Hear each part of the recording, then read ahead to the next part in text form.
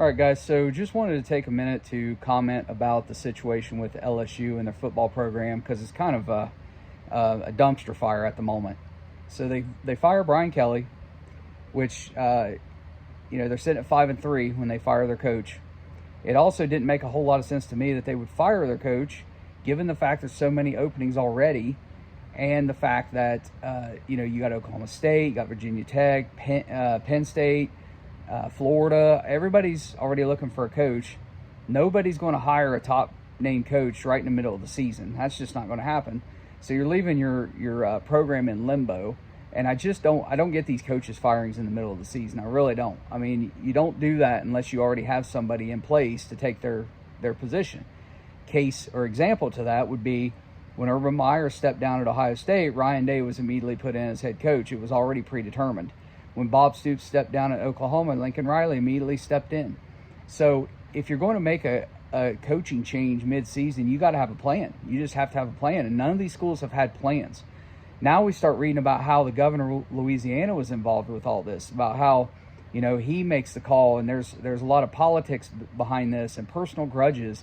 And then they up and got rid of their AD, Scott Wood, I believe his name's Woodward, which shocked everybody. I mean, and this is a guy who's had profound success. Not only that, you fire Brian Kelly with a 5-3 record. They're not even have a losing record. If you want to get rid of him, you get rid of him at the end of the season. So a lot of dysfunction right now. And then on top of that, they don't want to pay him his buyout. He's owed $50 million. They got into negotiations. Apparently, Brian Kelly's going to take $20 million. That's a $30 million decrease. And the governor has said, we're not doing big contracts like this anymore. Well, then who are you going to get as your coach? Because you have to. These big buyouts are part of it. If you're not willing to pay it, you're not going to get anybody worth a darn. You're going to become a stepping stone program if you're not paying these buyouts. And I think they jumped the gun on firing Kelly. For one, he hadn't been there that long. It's not like a James Franklin situation where he's been there 11 years and just can't get it done. So I think they made a real big mistake in the timing of all this. And then you jump forward to the other problem here with all these schools, Penn State included. Every school out there thinks that they're an elite program, thinks they're a destination job. In the old days, prior to NIL and the transfer portal, the Ohio States, the Notre Dames, Texas, LSU, Penn State, top tier programs because they get the recruits. They're a place you want to be as a coach because that's your best chance of winning. It's not the case anymore. It's a whole different era. The blue blood dynasties are done. Nick Saban kept it going at Alabama. Kalen DeBoer's trying to keep it going. Ryan Day's keeping it going at Ohio State. But the difference here is money. And if you don't have, it's looking like now between $30 and $50 million a year to spend on NIL. Doesn't matter what your school name is. Doesn't matter what your tradition is. Doesn't matter if you're a Notre Dame or a Penn State or anybody else. If you don't have the money, you're not a destination job because a coach can't win there. And anytime a coach goes to a program where there's extreme pressure and expectations to win, yet the school doesn't have the resources or money to fork over to basically buy a roster every year, they're not going to be successful. They just aren't. And so Ohio State has stepped up. They're paying. That's why they won the national championship last year. It's probably why they're going to repeat again this year. Texas Tech spent $30+ million on their roster. Until their quarterback Morton went down with injury, they were one of the best, probably the second best team in college football. Signetti at Indiana. He's brought in a lot of talent, but can they keep it? Because here's the deal. I don't think Indiana has the money to spend for this to be a sustained long-term effort. Not only that, come into the season, you got 12 guys on that roster who need lots of money, lots and lots of money. Is Indiana going to have it? Because if not, they're leaving. And when they leave, Indiana's back to where they were. It doesn't matter how good your coach is. If you don't have the money to pay to keep the players, and there's several guys on that team right now who other schools want. And not only that, we're going to find out what's going to happen come playoff time. Because listen, outside of the playoffs, the other bowl games don't matter, and we're used to guys opting out, not playing, and this basically being a glorified scrimmage for the freshmen and the younger guys who are going to play next year if they stick around.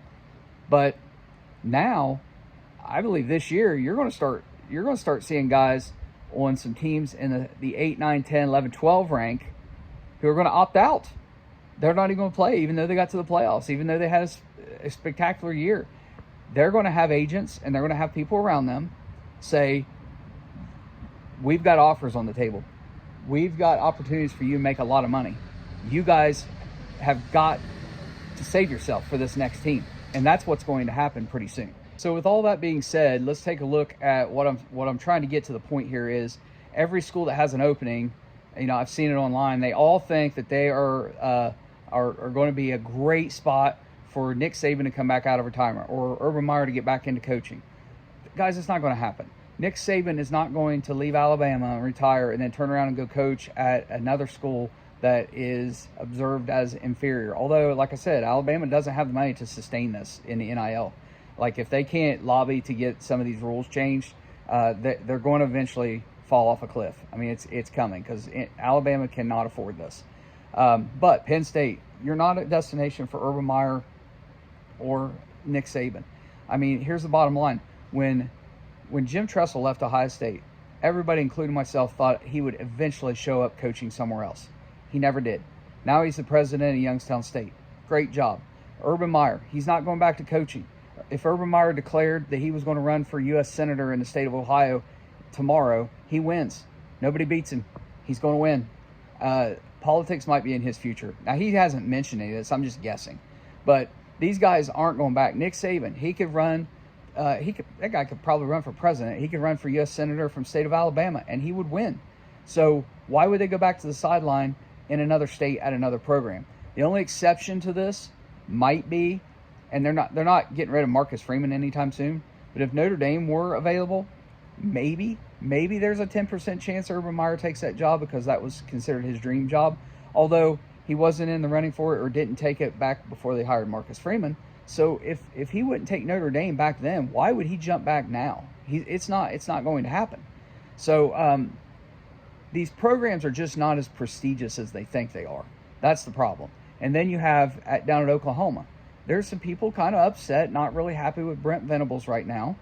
But honestly, where that program was left by Lincoln Riley when Brent Venables came in, he came into nearly an impossible situation. And I think he's done a pretty darn good job there so far. So and Oklahoma fans, unrealistic with their program. I said it when it was announced. Oklahoma going to the SEC. You're an 8-4, 7-5 team, regularly perennial. You're not a 10-win team anymore. You're not 11. Every once in a great while, you might have the talent and you might make a run and be able to win the SEC. Okay, getting back to what I was saying, because I keep getting interrupted here, is when it comes to Oklahoma, Oklahoma fans don't realize that you're not, this isn't the Big 12. You're not just going to run through the conference and be in the conference championship game every year. 8-4, 7-5 realistic every year. 10 wins and 11 wins, conference championships, those are going to be a rarity. That is not going to be the norm anymore. And this is what you gave up in chasing the bag, chasing the money, chasing that SEC money. You've given up this opportunity to be a dominant year in, year out program. That is not on Brent Venables. That is on your school's administration for making these decisions. They should have stayed in the Big 12, honestly. But you chose to chase the money. Chasing that money to the SEC means you're not going to be dominant every year. It's just not going to happen. So I think everybody needs to give Brent Venables a break because he's doing a really fantastic job. And I don't know of another coach that you're going to get who's going to come in who's going to do any better. I really don't. I mean, at this point. And there aren't names out there. And with all the openings currently, with the Penn State and LSU and Florida and all that, who are you going to get? I mean, do you really think that you're just sky's the limit above those programs? You're not. So I think you need to take that into account. I think OU fans need to cool a little bit, and they need to get off Venables' back, give him a chance to go out in the portal again next year. John Mateer is not the quarterback that they were hoping he was going to be. He's kind of been a little bit of a disappointment. I don't mean to be negative against the guy. I don't like to be overly negative about college football players, but he's just not performing the way they expected. He doesn't make good decisions. Not good. Up north at Florida or Oklahoma State, I don't know. I mean, their student newspaper put out a big article in support of their athletic director, and in part of that talked about how Oklahoma State is a destination job. No, it's not. It's a stepping stone. You know who you're going to get as your head coach? You're going to get an offensive coordinator who it's their first head coaching job. You're going to get a group of 5 or FCS coach who is making the step up to FBS. Or you're going to get a head coach who is on the decline or has fallen from grace and is trying to build their name back up. Remember Lane Kiffin?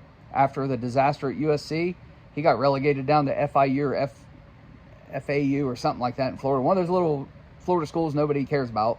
And he had to prove himself to be able to get back to Ole Miss. Now he's like one of the top guys on the list, and he's had to rebuild himself. Again, it's about going to schools that have the money, though.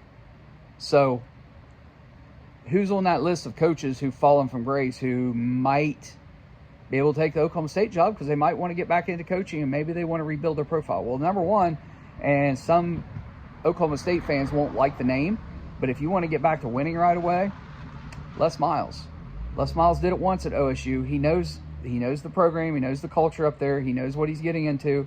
He did it once, and he beat OU while he was up there. I think he's an obvious choice if he wants to get back into coaching. Now, his last go-around was at Kansas, and he really tanked bad.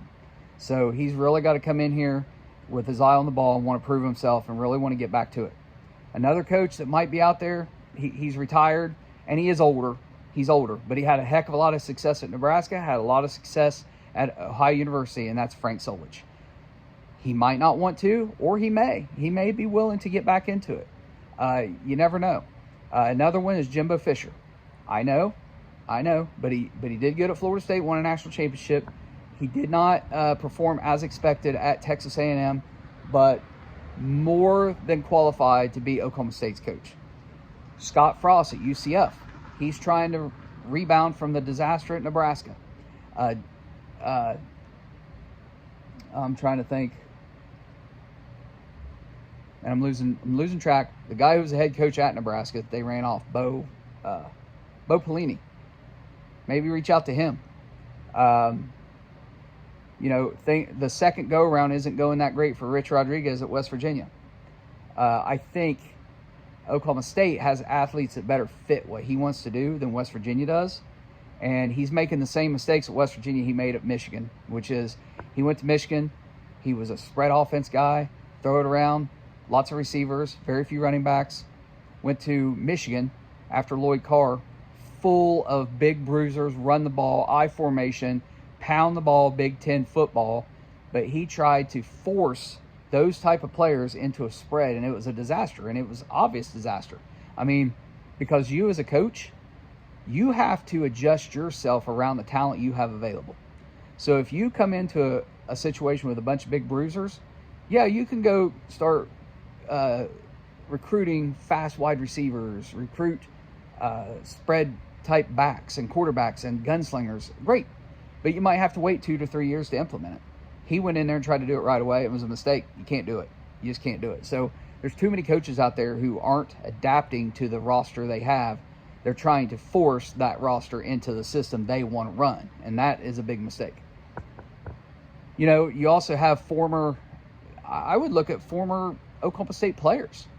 Brandon Weeden, that'd be a good one. Is Des Bryant want to come back and coach wide receivers? I mean, I think you looked at guys like that because the reason Gundy was there 20 plus years is because he went there. He was an alumni. And that's what you got to do if you want to get somebody long term. Otherwise, this is a stepping stone, and anybody you hire is going to be there 5 years, and they're going to be moving on if they last that long. So I think Oklahoma State needs to think about their approach to hiring their next head coach. They also really need to look at replacing their athletic director. I don't think that guy's the answer. So anyway, back to this whole LSU thing. I think LSU has shot themselves in the foot. I don't see how they get any really good coach to want to go there because, one, you got the governor and all these outside influencers. It's the same problem Texas has. It's the same problem. The head coach really doesn't have any authority to run that program. You got too many outside people with their hands in a cookie jar. Texas has the problem. LSU has that problem. And if you're a really, really good coach, why in the hell would you want to step into that? Why? I mean, Lane Kiffin at Ole Miss, guys got it made. They were in the dumps for a long time. He's got them back. They're a national title contender right now. Why leave that? You are a legend there already. You could coach for the next 20 years. And if you have 1 or 2 off seasons, it's fine. You're not going to be in that mess. And knowing that LSU is trying to get out of paying a buyout, if you're a coach looking for a big buyout and you want to take that job, why? Why would you take that job? Makes 0 sense. They've already burned themselves. LSU's administration, the governor, the politicians in Louisiana have already burned that bridge. They're not going to get anybody elite as a head coach. Not happening. You've destroyed that. So we'll see. We're in week 10. There's going to be a lot of flipping and moving around come the end of the regular season after those conference championship games. But you know who's not going to be moving around? The best coaches everybody wants, because they're going to be in the playoffs. And they're not going to quit until their season's over. Keep that in mind. So, guys, enjoy the week. Hope you've enjoyed this video. I'll see you next time. Take care. Take care.